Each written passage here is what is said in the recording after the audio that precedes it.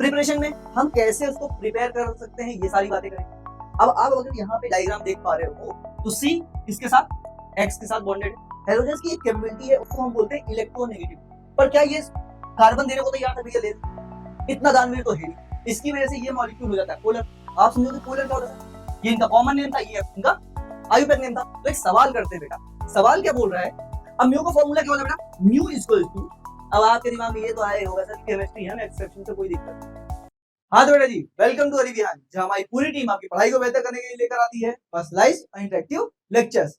तो बेटा हम हेलोएल्केन्स और हेलोएरीन्स के इस चैप्टर में कहां तक पहुंच चुके थे? हमने कई सारी बातें की थी, उनमें थी इंट्रोडक्शन की बातें, फिर क्या किया था? क्लासिफिकेशन किया था कि कौन किस में क्लासिफाइड है, उसके कई सारे बेसिस भी थे, है ना। लास्ट लेक्चर में अपन ने नोमेनक्लेचर पकड़ा था। हेलोएल्केन्स और हेलोएरीन्स दोनों के नोमेनक्लेचर अपन ने कर लिए थे, मतलब कॉमन नेम भी पढ़ लिए थे और आयुपैक नेम भी पढ़ लिए थे, है कि नहीं? तो ये सारी बातें हमने कर ली थी। अब जो बातें हम करने वाले हैं वो स्पेसिफिकली अब ऐसी हो जाएंगी कि या तो हेलोएल्कीन की करेंगे या तो हेलोअरीन की करेंगे। पहले अपन बातें करेंगे बेटा हेलोएल्केन के बारे में, कि हेलोएल्केन क्या होते हैं, कैसे होते हैं, ये सारी बातें। जैसे मैंने आपको लास्ट सेक्शन में बताया भी था कि पहले अपन इंट्रोडक्शन लेते हैं, उसके बाद उसकी प्रिपरेशन के मेथड देखते हैं, फिर फिजिकल प्रॉपर्टीज देखते हैं, at last chemical properties, and then उसके यूजेस। कुछ ये फ्लो हम फॉलो करते हैं, जिसमें से इंट्रोडक्शन देख चुके हैं। इंट्रोडक्शन में ही आपका क्या आ गया? उसका क्लासिफिकेशन आ गया, उसका नोमेनक्लेचर आ गया, उसमें प्रिपरेशन में हम कैसे उसको प्रिपेयर कर सकते हैं, ये सारी बातें करेंगे। फिर फिजिकल प्रॉपर्टीज देखेंगे, फिर केमिकल प्रॉपर्टीज देखेंगे और उनके क्या यूजेस हो सकते हैं, वो सारी बातें करेंगे।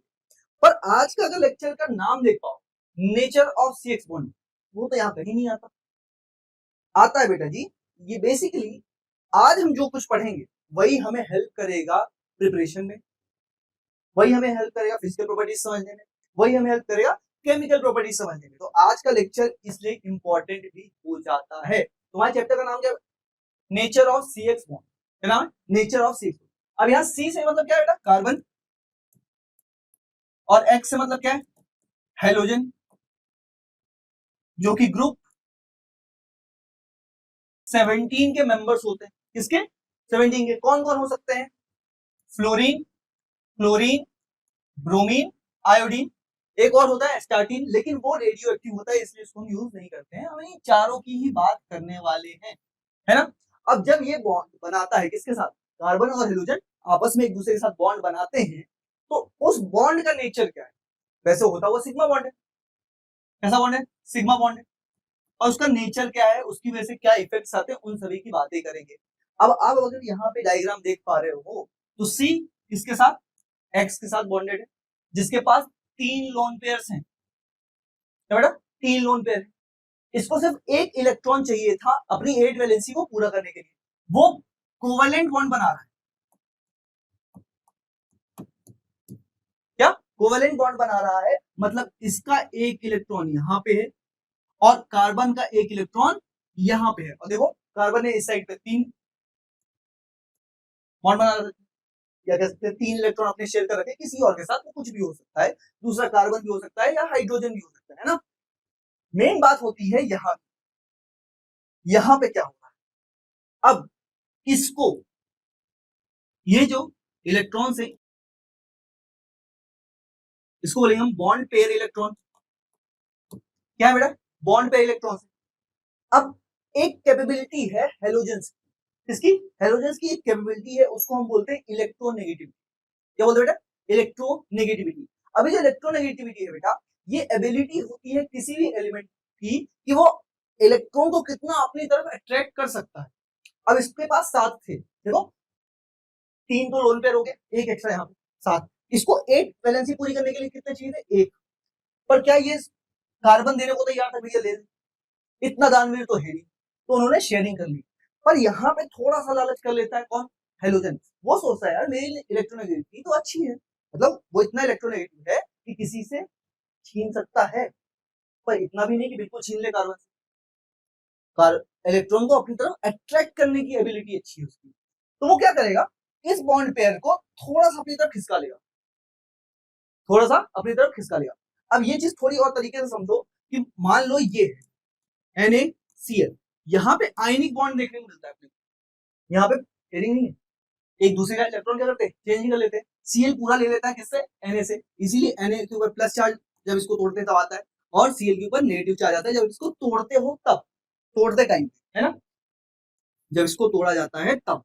अब यहाँ पे देखो partial negative partial positive, reason क्या है, क्योंकि हेलोजन बहुत ज्यादा इलेक्ट्रोनेगेटिव था, उसने इस बॉन्ड पेयर इलेक्ट्रॉन को अपनी तरफ खींच लिया, पूरा इलेक्ट्रॉन नहीं ले लिया, अपनी तरफ खींच लिया है, इस वजह से पार्शियल। अब पूरा लेके अलग हो जाता तो नेगेटिव चार्ज पूरा कंप्लीट आ जाता, ठीक है, पर अभी पार्शियल सिर्फ इसलिए आ रहा है क्योंकि अपने साइड से उसने खींचा है।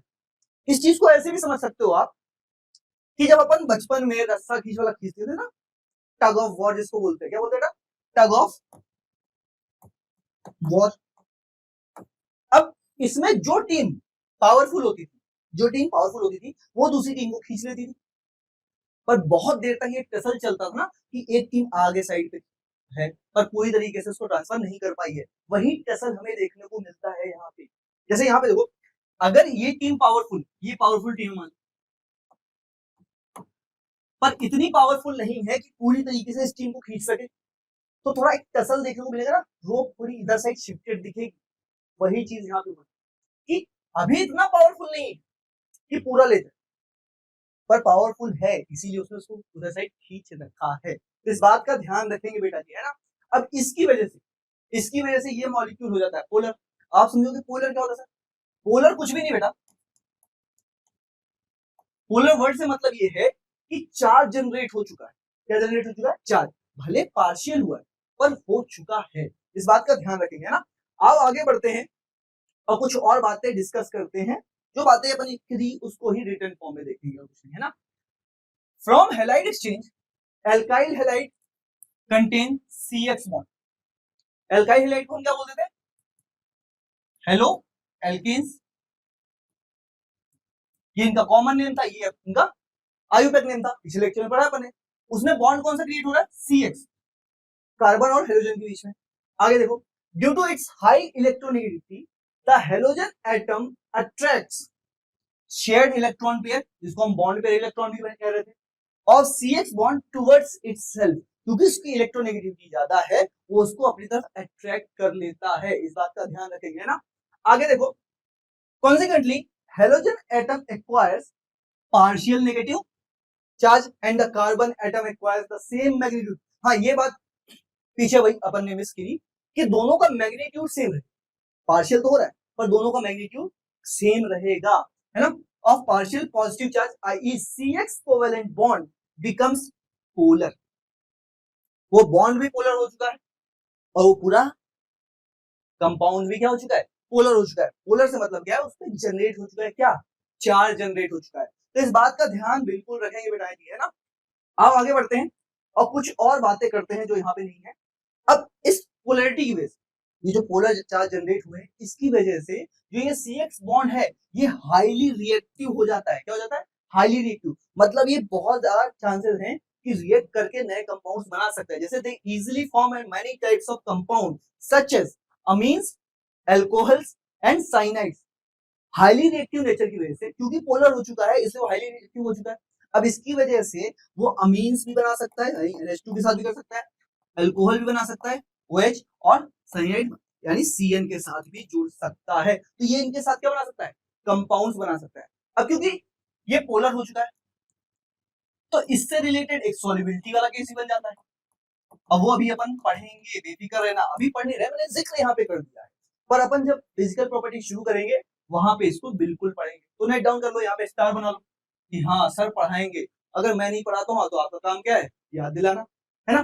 तो आओ आगे बढ़ते हैं बेटा और कुछ और बातें डिस्कस करते हैं। CX बॉन्ड क्या कह सकते हैं, नेचर ऑफ CX बॉन्ड की वजह से क्या क्या चीजें चेंज हुई है उस पर भी करेंगे। और शुरू करते हैं जो बातें मैंने आपसे बोली थी कि नेचर ऑफ CX बॉन्ड पे क्या चीजें अफेक्ट करी, किस चीजों को वो अफेक्ट कर रहा है वो देखते हैं। Order of bond length affect कर रहा है। क्या अफेक्ट कर रहा है? ऑर्डर ऑफ बॉन्ड लेंथ भी अफेक्ट कर रहा है। इससे ऑर्डर ऑफ बॉन्ड लेंथ कैसे अफेक्ट हो रहा है, कैसे बॉन्ड लेंथ का कैसे अफेक्ट हो रही है? एक बात को समझ से जाना बेटा, इलेक्ट्रोनेगेटिविटी ग्रुप में नीचे जाने पे डिक्रीज होती है। क्या होती है बेटा? नीचे जाने पे डिक्रीज होती है, पर बॉन्ड लेंथ नीचे जाने पे बढ़ेगी। वो चीज याद रखना। इसमें सबसे ज्यादा इलेक्ट्रोनेगेटिविटी किसकी है? फ्लोरीन की, फिर क्लोरीन की, फिर ब्रोमीन की, और एट लास्ट आयोडीन। ठीक है, वही इसका ऑर्डर देखोगे तो सबसे ज्यादा बॉन्ड लेंथ किसकी है? आयोडीन की। और सबसे कम बॉन्ड लेंथ किसकी है? फ्लोरीन। क्योंकि ये डिपेंड कर रहा है किस पे? एटम की साइज पे। किस पे? एटम की साइज पे। अब यहां से एक बात समझना बेटा, कार्बन का एटम तो फिक्स हो गया, चारों में कार्बन का एटम, चारों में कार्बन का एटम ही है, मतलब कि कार्बन का साइज तो नहीं बढ़े, है ना? पर जैसे जैसे आप ग्रुप में नीचे जाते जाओगे, फ्लोरीन का कैसे रहेगा बेटा? छोटा सा एटम। वहीं पे अगर आप देखोगे ये एफ बोले, ठीक है, सी एफ का कुछ इस तरीके से होगा। वहीं पे अगर बात करें अपन की कैसा होगा कार्बन और फ्लोरीन का, ये हो गया अपना कार्बन। अब फ्लोरीन से थोड़ा सा बड़ा है क्या फ्लोरीन? कुछ ही हो गया। अब जैसे जैसे आप नीचे जा रहे हो, मतलब क्या हो रहा है? ये बॉन्ड लेंथ आपकी बढ़ रही है। बॉन्ड लेंथ कैसे नापते हैं? इसके न्यूक्लियस से इसके न्यूक्लियस के बीच की डिस्टेंस को हम बोलते हैं बॉन्ड लेंथ। क्या होती है बेटा? Inter nuclear distance.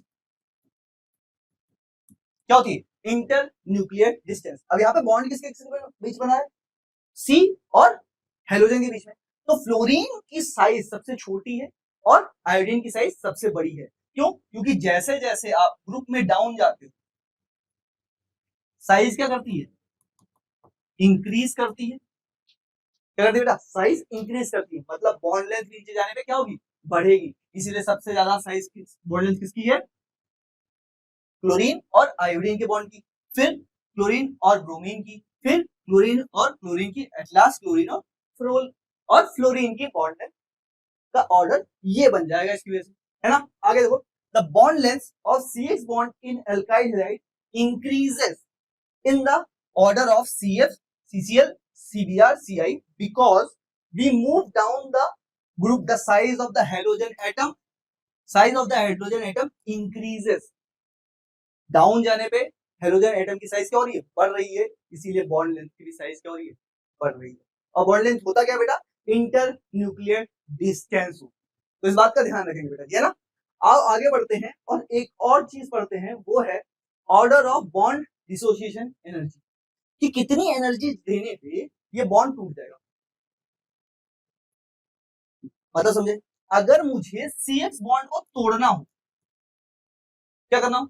CX bond को तोड़ना हो तो कितनी एनर्जी देनी पड़ेगी?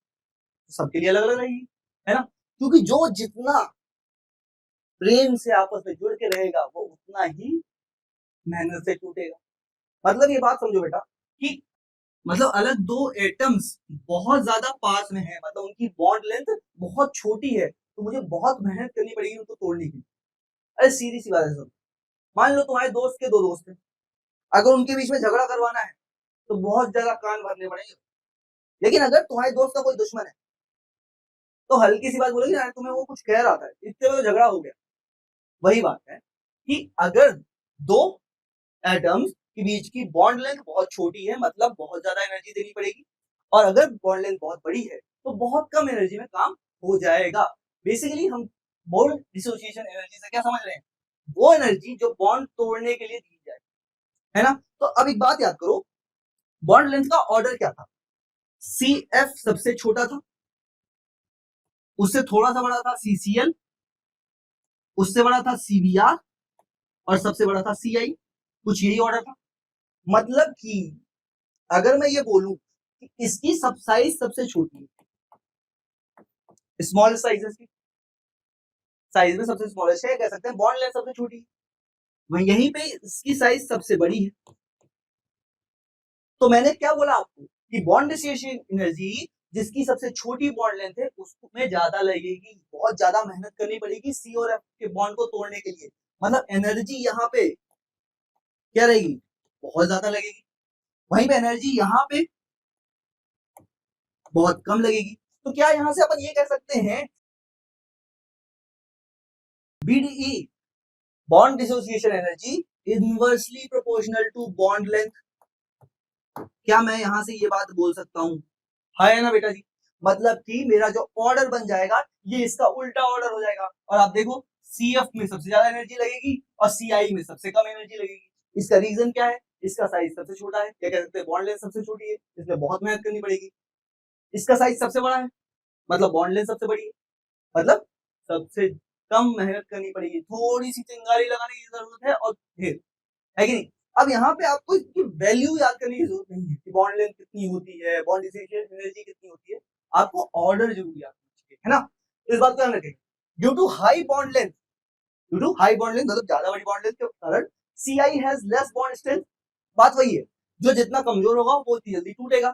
सीआई की साइज बहुत बड़ी है, इसीलिए बॉन्ड लेंथ क्या है, बड़ी है, और इसकी वजह से बॉन्ड स्ट्रेंथ क्या होगी, कम हो गई है। And has less bond dissociation enthalpy. इस बात को ध्यान रखेंगे बेटा जी, है ना, कि इनवर्सली प्रोपोर्शनल है बीडीई किसके, बॉन्ड लेंथ के। तो अब बेटा आगे बढ़ते हैं और एट लास्ट आज का आखिरी टॉपिक समझते हैं, ऑर्डर ऑफ डाइपोल मोमेंट,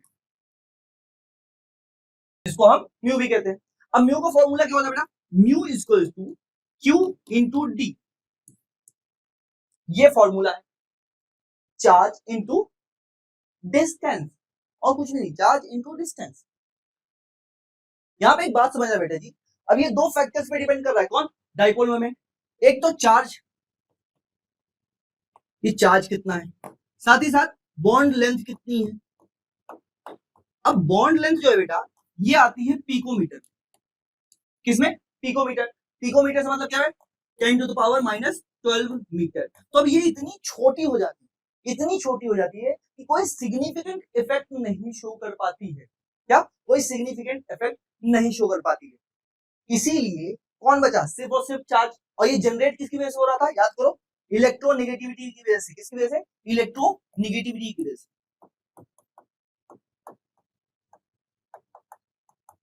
मतलब अगर मैं ये बात बोल दूं कि जो जितना ज्यादा इलेक्ट्रोनेगेटिव वो उतना ही ज्यादा क्या होगा, उस पे डाइपोल मोमेंट होगा।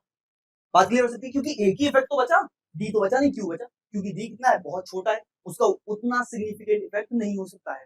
तो अगर ये बात कर ली जाए, कर ली ये बात हमने, तो हमारे हिसाब से ऑर्डर क्या होना चाहिए था, सबसे ज्यादा इलेक्ट्रोनेगेटिव कौन है, सीएफ, है ना, सीएफ सबसे ज्यादा इलेक्ट्रोनेगेटिव, मतलब सीएफ सबसे ज्यादा होना चाहिए उसका, उसके बाद सीसीएल का होना चाहिए, उसके बाद सीबीआर का होना चाहिए, और उसके बाद सीआई का होना चाहिए, है ना।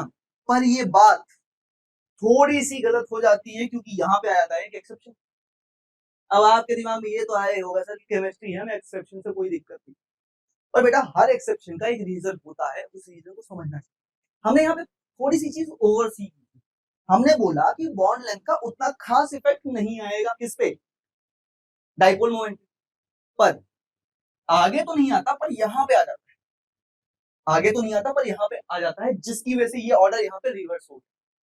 इसीलिए ये चीज रिवर्स हो गई है और ये नहीं हुई है। मतलब मैं ये कह सकता हूँ कि यहाँ पे इतनी दूरी तक बॉन्ड लेंथ ने अपनी ताकत दिखाई है, बाद में नहीं, इसीलिए ये चीज रिवर्स हो गई है। अगर वो आखिरी तक दिखाता, अगर वो आखिरी तक दिखाता तो ये पूरी बात रिवर्स हो जाती, हो सकती थी, पर आखिरी में उसने शो नहीं की, यहाँ पे शो की, जिसकी वजह से यहाँ का ऑर्डर रिवर्स हुआ। तो ये याद रखेंगे, क्योंकि ये एक्सेप्शन है और एक्सेप्शन पे सवाल बनने के चांसेस बहुत ज्यादा बन जाते हैं। इस बात को अपने दिमाग में बैठा कर, ठीक है। आओ आगे बढ़ते हैं और आज का लेक्चर यहीं पे समाप्त करते हैं। तो याद करो आज हमने क्या क्या बातें करी। आज हमने बात करी है सबसे पहले नेचर ऑफ CX बॉन्ड की, जिसमें क्या बातें करी कि जो हेलोजन होता है वो अपने इलेक्ट्रोनेगेटिविटी नेचर की वजह से कार्बन के साथ जो बॉन्डेड इलेक्ट्रॉन है उसको अपनी तरफ खींच लेता है, जिसकी वजह से दोनों के ऊपर चार्ज जनरेट हो जाता है। क्या होता है, चार्ज, बट पार्शियल चार्ज, कैसा, पार्शियल चार्ज, पर मैग्नीट्यूड सेम रहता है। एक बात तो ये पढ़ी। इसके बाद क्या पढ़ी बेटा, ऑर्डर ऑफ बॉन्ड लेंथ लिया,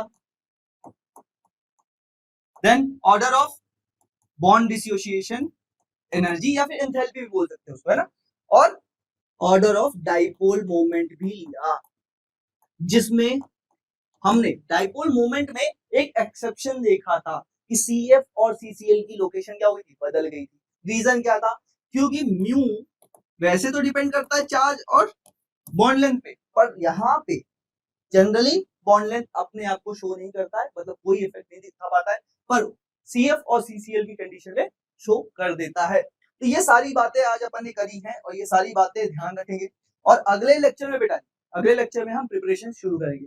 तो मैं मिलता हूं आपसे अगले लेक्चर में, तब तक के लिए गुड बाय। कहाँ से पढ़े? कहाँ से पढ़े? कहाँ से पढ़ें?